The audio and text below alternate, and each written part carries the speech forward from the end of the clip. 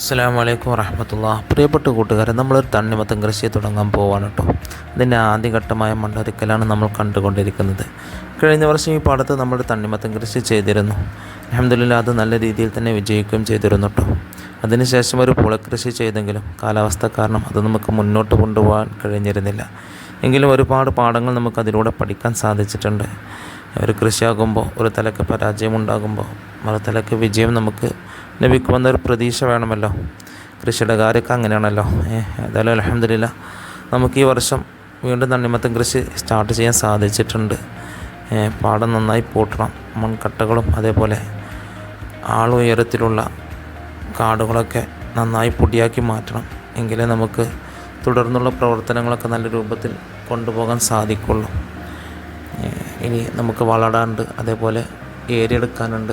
അങ്ങനെ ഒരുപാട് പ്രവർത്തനങ്ങൾ ഇനി കിടക്കുകയാണ്.